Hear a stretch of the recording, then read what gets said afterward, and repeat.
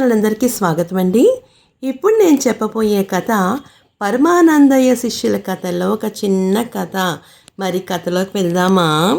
ఉస్కో ఉస్కో విద్యలు మరేమిటో తెలుసుకుందామా? అయితే మరి పరమానందయ్య గారి కోసము తాతబ్బాయి అనే ఒక అతను వచ్చాడు. అతను ఏంటంటే తద్దినాలు, పూజలు, పునస్కారాలు అన్నీ చేస్తూ ఉంటాడనమాట. అతను అడుగు పెడుతూనే గోడ పక్కన నిలబడి పక్కింటి వైపు రహస్యంగా తొంగి చూస్తున్న అప్పన్ని గమనించాడు. అప్పన్ని ఎవరంటే బ్రహ్మానందయ్య గారి బావమరిది అనమాట. అతను చెప్పారు కదా, వాళ్ళ బావగారు ఏం చెప్పారు, పరమానంద శిష్యులు ఏం నేర్చుకుంటున్నారో నువ్వు కూడా అలాగే నేర్చుకో అని చెప్పారనమాట. అందుకని అప్పన్న పరమానందయ్య గారి ఇంటి వైపు తొంగి తొంగి చూస్తున్నాడు. తద్దినాల తాతబ్బాయి వృత్తి ఏమిటో తెలుసా? పౌరోహిత్యం. ఆయన పెళ్లి చేస్తే ముచ్చటగా 3 నెలలు తిరగకుండానే పెళ్లి కూతురు పుట్టింటికి తిరిగి వచ్చేస్తుంది. గృహప్రవేశం జరిపిస్తే వారం తిరగకుండానే ఆ ఇంట్లో ఒక అశుభం జరుగుతుంది. అంత గొప్పవాడనమాట ఈ పురోహితులు. అయితే శ్రాద్ధకర్మలు, తద్దినాలు వంటివి ఎటు అశుభకార్యాలే కనుక వాటి ఫలితాలు ప్రత్యేకంగా ఏమీ ఉండవు. ఆ చుట్టుపక్కల 16 ఊళ్ళకి ఆయనొక్కడే డొక్కశుద్ధి గల పౌరోహిత్యుడు. అందుచేత శుభానికి అశుభానికి అందరూ ఆయన్నే ఆశ్రయిస్తూ ఉండేవారు. తద్దినాలు పెట్టించడంలో దిట్ట కనుక ఆయన ఇంటి పేరు ఏం పెట్టారో తెలుసా? తద్దినాలు వాడికలో వచ్చి తద్దినాల అని ఇంటి పేరు పెట్టేశారు. తద్దినాల తాతబ్బాయికి నోటి దూల చాలా ఎక్కువ. ఎలాంటి వాళ్ళైనా సరే, ఎవరినైనా సరే అరే ఒరే అని ఒక దానితో తిట్టో బూతో కలిపి మాట్లాడిస్తుండేవాడు. వయసులో పెద్ద మండవాడు కదా అని ఎవ్వరూ ఏమీ ఎదురు చెప్పరు. అది తాతబ్బాయి గారి ధైర్యం అన్నమాట. అంటే తాతబ్బాయి గారు పెద్దవారు కదా, అక్కడ ఆ ఊళ్ళో ఆయన తప్ప ఇంకెవ్వరు కూడా పౌరోహిత్యం చేసేవాళ్ళు లేరనమాట. అందువల్ల నన్ను ఏమనర్లే అనే ధైర్యం ఆయనకి ఎక్కువగా ఉంది. అలాంటి తాతబ్బాయి వస్తూనే గోడ పక్కన నిల్చున్న అప్పనను చూసి, ఒరే తొత్త కొడక అక్కడేం చేస్తున్నావురా అని గదమాయించాడు. అప్పన్న ఊరగా తల తిప్పి ఊరకండ చూసి, నేర్చుకుంటున్నా అన్నాడు వెకిలిగా. తనంతటి వాడు ఇంటికొస్తే మర్యాద చేయకపోగా అలా హేళన చేసేవారికి ఒళ్ళు మండదా? ఒళ్ళు మండిన తాతబ్బాయి ముక్కల పీట మీద చతికిల పడి, నేర్చుకుంటున్నావా? నీ ముండమోపి బతుక్కి నేర్చుకోవడం కూడానా? శ్రాద్ధాల్లో పెట్టే పిండాలెత్తుకుపోయే వాడి మొహమో నువ్వును. ఇలానా వచ్చి ఏం నేర్చుకుంటున్నావో చూపించరా దరిద్రుడా అంటూ హీంకరించాడు. అప్పన్న రుసరుసలాడుతూ వచ్చి, చూపిస్తే బాగోదు, ఉస్కో విద్యలు అన్నాడు మాటలతో గుంబనంగా ప్రదర్శిస్తూ. తాతబ్బాయి గుడ్లు నిమురుతూ, నోరు ముయ్యరా పింజారి విధవా, శాస్త్రాల్లో నాకు తెలియని శాస్త్రము, విద్యల్లో నాకు తెలియని విద్య ఉన్నాయా? ఉస్కో అంటూ విద్యలంటూ కొత్తగా నువ్వు కనిపెట్టేవిట్రా విధవాయ్, ఏది చూపించు అని గట్టిగా దబాయించాడు. అప్పన్న బిగుసుకుపోయి, వద్దు బాగోదు పగిలిపోతుంది అన్నాడు సిగ్గుపడుతూ. తాతబ్బాయి రెచ్చిపోతూ, ఏమిటి పగిలిపోతుందా? ఏం పగిలిపోతుందో ఏమిటి, ఎట్టా పగిలిపోతుందో చూపించు అన్నాడు కవ్వించాడు. మరుక్షణమే ఠాప్ మన దవడ పగిలింది. వామ్మో అని అరుస్తూ తాతబ్బాయి వెనక్కి విరుచుకుపోతుంటే, ఉస్కో అంటూ టాప్ అంటూ దవడలు పగలగొట్టేశారు.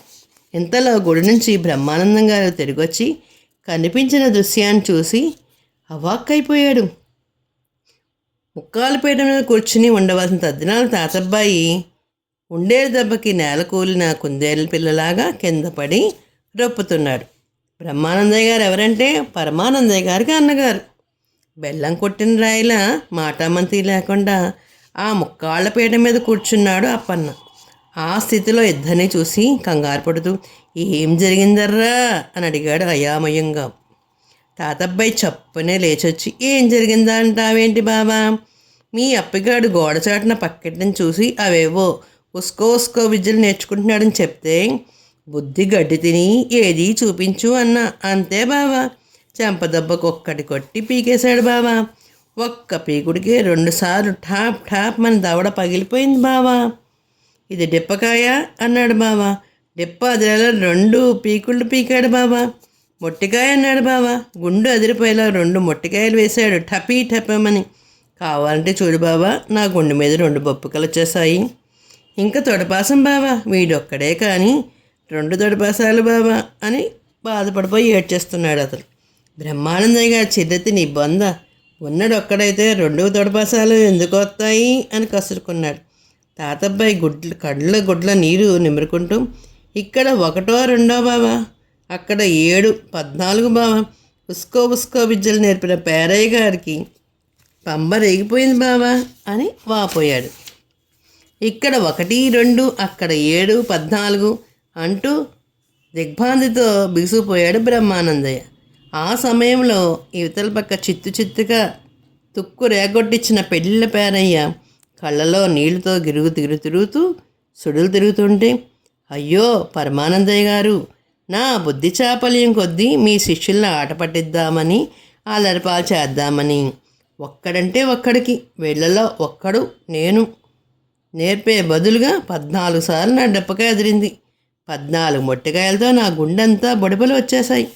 14 సార్లు గోప అదిరిపోయింది. ఇక తొడపాసాలైతే అమ్మో 14 తొడపాసాలు. తొడ ఉందో ఊడిపోయిందో.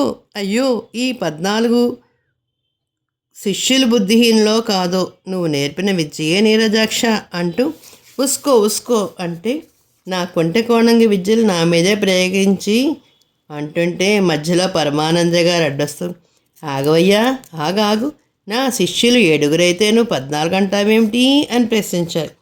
పేరయ్య బల్లబలబలాడుతూ, ఏది 7 కాదండి బాబు, 14, కావాలంటే నా బోడిగుండు మీద బొడుపులే చూడండి అన్నాడు.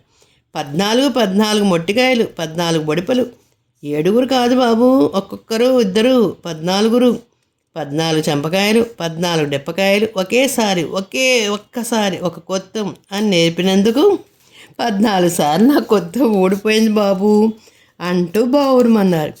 ఆ మాటలు విని నిశ్చష్టుడయ్యాడు పరమానందయ్య గారు. కళ్ళెదుడుగా 7 కనిపిస్తుంటే 14 మంది అంటాడేమిటి? ఈ కళ్ళు మసగబోయాయా? పేరయ్య లెక్క తప్పిందా? 7, 14 ఎలా అవుతుంది అని అనుకున్నారు పరమానందయ్య గారు. బుద్ధిహీనులైన శిష్యులు ప్రయోజనం చేయాలని అనుకుంటే ముందుగా లోకజ్ఞానం నేర్పాలని నిర్ణయించుకున్నారు పరమానందయ్య గారు. కనీసం వీళ్ళకి లోకజ్ఞానమైనా లేదు, అది నేర్చుకుంటే వాళ్ళే బాగుపడతారు అనుకున్నారు. వాళ్ళు ఎంచుకున్న విద్యల్లో వాళ్ళకి ఏమాత్రం ప్రవేశం ఉందో పరీక్షించి వాళ్ళ తెలివితేటను బట్టి విద్యాబోధన చేయాలని భావించారు. ఒకరోజు పొద్దున్నే అందరినీ సమావేశపరిచారు. ఒరే గురుడు, నీకు కవిత్వం అంటే ఇష్టం గనక అది నేర్చుకుంటానన్నావు. నీకు కవిత్వంలో మెలకువలు నేర్పాలంటే అసలు నీకేం వచ్చో పరీక్షించాలి కదా. ఏది, ఇల్లు గురువు గురించి ఒక చిన్న కవిత చెప్పు, వింటాను అన్నారు.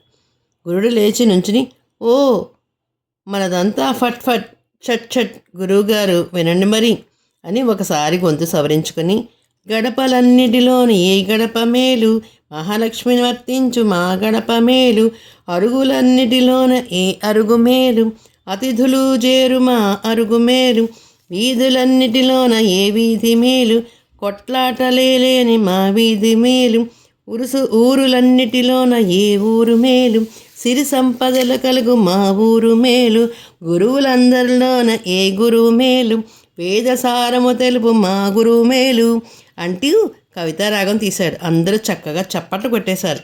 గురుడు సిగ్గుపడుతూ, అట్లా గోల్సేయకంట్రా, సెల్లమ్మ కళ్యాణ్కి రాగాలు తీస్తుంటే విన్నా, అప్పుడు అప్పచెప్పేశా అన్నాడు. పరమానందయ్య గారు నవ్వి, ఊరి నీ తెలివితేటలు చట్టబండులుగాను, ఇదా నీ తెలివి అన్నారు. అది చప్పన లేచి, వీడికన్నా తెలివైన కవి ఎవడుంటాడు అన్నాడు మరుక్షణమే. పక్క ఇంటి బ్రహ్మానందయ్య గారు తన ఏకైక శిష్యుడు బావమరిది వైపు కలసేగ చేస్తూ, ఏరా అప్పిగా, కవిత నేర్చుకోవడం చెప్పడము నీకు వెన్నతో పెట్టిన విద్య అన్నీ కూస్తుంటావుగా, ఏది ఒక ఆసు కవిత విసురు, వినేవాళ్ళకు చెవులు చిల్లులు పడేలా ఉండాలి సుమా అన్నాడు. అప్పన్న ఓ అంటూ గాడిద గొంతు సవరించుకొని, పొట్టేలుని కన్న తల్లిని గొర్రె అని మొదలుపెట్టాడు. బ్రహ్మానందయ్య ఉలిక్కిపడి, ఏమిట్రా పొట్టేలు గొర్రె అని అంటుంటే, ఏహే మధ్యలో అడ్డురాకండి అని కసురుకొని అప్పన్న తన కవిత్వాన్ని కొనసాగిస్తున్నాడు. పొట్టేలుని కన్న తల్లి గొర్రె గొర్రె, దున్నపోతుని కన్న తల్లి బర్రె బర్రె, ఉమ్మెత్తకాయ తింటే వెర్రి వెర్రే, మిరపకాయ తింటే చుర్రు చుర్రే, బట్టతల మీద కాకిరెట్ట వేస్తే కర్రే కర్రు, బురదలో కాలిస్తే పుర్రే పుర్రే, ముందు పళ్ళు ఉడితే తొర్రే తొర్రే, తొర్రే నోటి అరటి హర్రే హర్రే, అక్క దెబ్బకి బావ తుర్రు తుర్రు అంటూ దీర్ఘాలు తీశాడు అప్పన్న. బ్రహ్మానందికి ఒళ్ళు మండిపోయింది. ఓరి నీ మొహం మండా, ఇదా నువ్వు నేర్చుకున్న కవిత్వం ఏమిటి? అక్క దెబ్బకి బావ తుర్రు తుర్రా వెధవాయ్, పక్కింటి వాళ్ళని చూసి నేర్చుకోవడం చేతగాని చవట. ఎవడ్రా నీకు ఈ కవిత్వం నేర్పింది అని అడిగాడు. మరుక్షణమే ఆయన చెవి దగ్గర పెట్టి హి హి హి అంటూ ఆడగంతూ వెకిలినవో గుసగుసలాడినట్టుగా వినిపించింది. బ్రహ్మానందే బెక్క చచ్చిపోయాడు. అప్పన్న వైపు అయోమయంగా చూశాడు. అప్పన్న మన్నుతిన్న పాములా బెదురు చూస్తూ రాతి బొమ్మలా నిలబడిపోయాడు. అతడి పక్కన మరెవరూ లేరు. పైగా నవ్విన గొంతు ఖచ్చితంగా వాడిది కాదు, అది ఆడగొంతు. ఎవరా ఆడది? కంటికి కనిపించకుండా ఎందుకు దోబూచులాడుతోంది?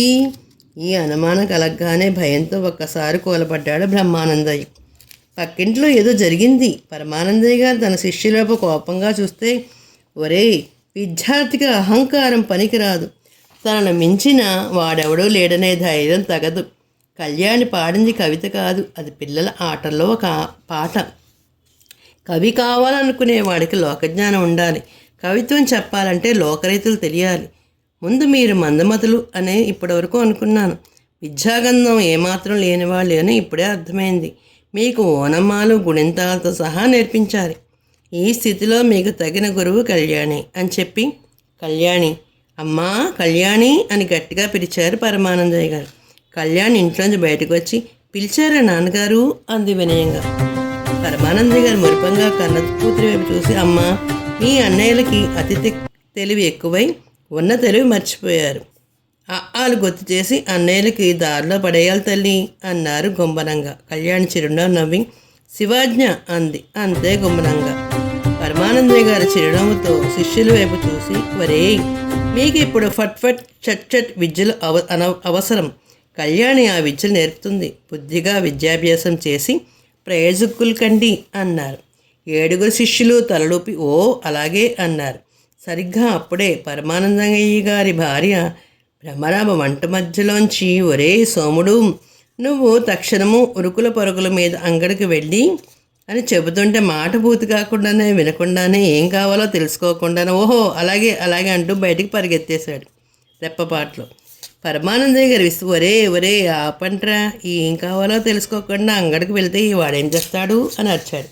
వెంటనే 6 వాడేం చేస్తాడో తెలుసుకుందాం, మేము లేమా, ఫట్ ఫట్ చట్ చట్ పదండా తెలుసుకుందాం అంటూ 6 పరుగు తీశారు. రెప్పపాట్లో బయటికి వెళ్ళిపోయారు. పరమానందయ్య గారు నుదురు పట్టుకుంటూ, శివశివ, ఇంత మందబుద్ధుల్ని బాగు చేయడం నాయనీకేమైనా వీలవుతుందా శంకరా అని వాపోయాడు. మరుక్షణమే ఆయన చెవులో అందరికీ అందుకే కదయ్యా నీ దగ్గర పంపించా అన్న గుసగుసల మాటలు వినిపించాయి. అది విని ఉలిక్కుపడ్డాడు పరమానందయ్య. ఎవరిదా స్వరం? సాక్షాత్తు శంకరుడిదా. అంటే ఇది శివాజ్ఞని ఎవరు తీసిపారేయలు. శివుడు చెప్పింది తప్పనిసరిగా అవుతుంది. శివాజ్ఞ అనేది చీమైనా కుట్టదు కదా అని అంటారు పెద్దలు. అందుకని పరమానందయ్య గారు ఒక్కసారి మనసులో శివుని ధ్యానించుకుని, ఓహో, శివాజ్ఞ వల్ల ఈ మందబుద్ధులు నా దగ్గరకు వచ్చారా అనుకుంటూ అలాగే ఉండిపోయారన్నమాట.